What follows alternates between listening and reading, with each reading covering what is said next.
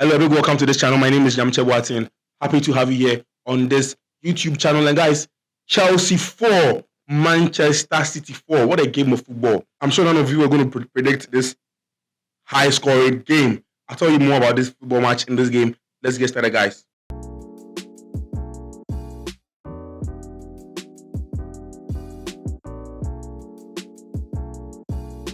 What a game of football by Manchester City and Chelsea. I watched this game and I was like, wow, what a game, what a game, what a game. You know what?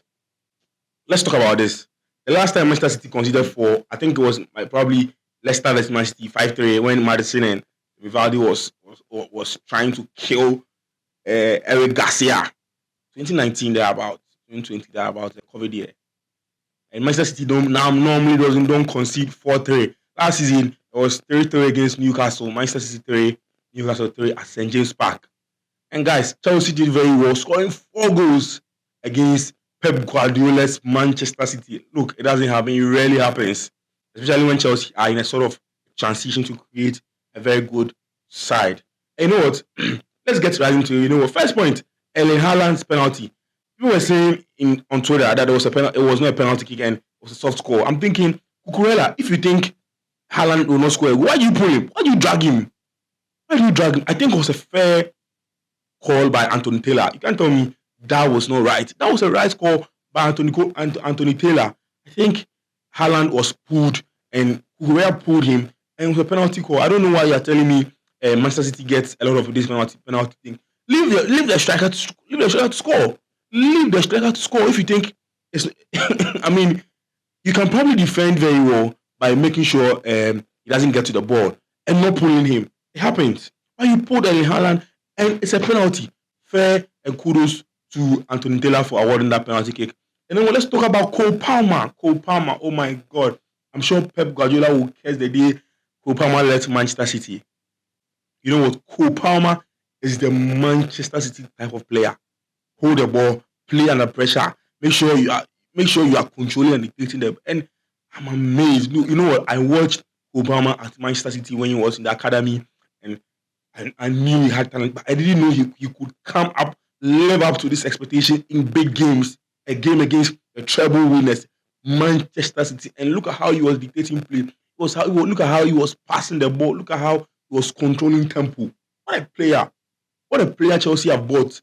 And I know Chelsea fans will say them quietly and be like, "Oh, 45 million player for this, 45 million pounds for this player is a win for them."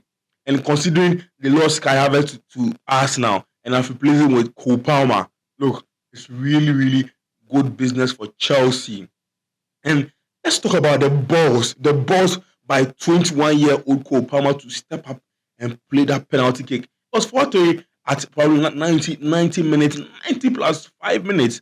And a young lad steps up and scores an important finisher for Chelsea. Important penalty for Chelsea. And let's talk about this. I'm sure Guardiola will sit down and be like, oh God, why did I even start Jeremy Doku in this game? Because Jeremy Doku didn't really live up to the hype leading to this game. And you know what? In the game against Bournemouth, he had 4 assists and probably I think a goal against Bournemouth. And in this game, he was nowhere to be found. Kudos to Reece James. Reece James made sure Jeremy Doku was nowhere to be found. Reece James was really an important player for Chelsea in this game. And if Pep Guardiola knew Pochettino was going to bring Reece James out, he would probably have left Jeremy Doku on the field for him to try and destroy and terrorize Malo Gusto. But you know what? He pulled off Jeremy Doku, and Reece James also came off for Chelsea. I really think it is fair to say that Jeremy Doku was pocketed by Reece James, and it is also fair to say that Reece James is probably top 2 or top 3 right backs in the Premier League or in the world at large. He was really very good for Chelsea in this particular encounter. But you know what? I'm saying Guardiola would have cursed the stars for starting Doku, because if he really wanted to have control over this game or these big games, check last season. In the big games, he started Jack Grealish. Jack Grealish brings him control. Jack Grealish brings him dominant. Jack Grealish brings him the extra touch.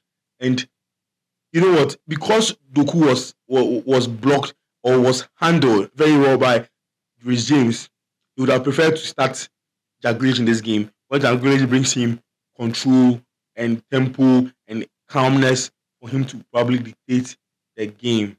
And Guardiola would probably not like not starting Jack Grealish in this game. And talking about what my man of the match for this game was Raheem Sterling. Oh my God, what a player! I've been fortunate to watch Raheem Sterling. I mean, throughout the days when he was at Liverpool to Manchester City, and I've watched him also at Chelsea. And you know what? This is one of the best Raheem Sterling to ever watch, for you to see, for you to watch in this game. Raheem Sterling was really, really amazing. And Haaland finally got his goal against Chelsea. You know, Chelsea was the team that he hadn't scored against in the Premier League. I mean, and he had a goal against Chelsea, and it was good too. Very, very good. I think the game was a good game. And if Guardiola really goes back to the drawing board, you'll see his mistakes and come back again and know what to get. And I'm saying kudos to Pochettino. Pochettino is showing us what he has in his balls. Pochettino is really showing us what Chelsea fans should expect. And I'm looking forward to seeing what he can do against the teams that play low block. He scored 8 goals against Spurs and Manchester City combined in a matter of weeks. Tells you how good he is. Tells you what he brings to the Premier League. And you know what? It tells me that this Premier League will probably be one of the hottest Premier Leagues to be competed in recent times, because it's not going to be an easy Premier League. Probably he who wins this Premier League will not win by 90 points. I think teams will probably fight very well and compete against each other in this game. I watched this game. I was really impressed. And I think on Manchester City side, the best player was probably Phil Foden. Phil Foden also was really doing very well for Manchester City in this game. Chelsea did very well. Manchester City did so, but I think Chelsea fans will be happy with the draw, and Manchester City fans will probably say, "Oh God, why did we consider that final penalty?" It's a good game of football for both sides, and I'm really happy about this game. Let me know what you think about this game in this video. The best is yet to come. Thank you. Yeah, yeah.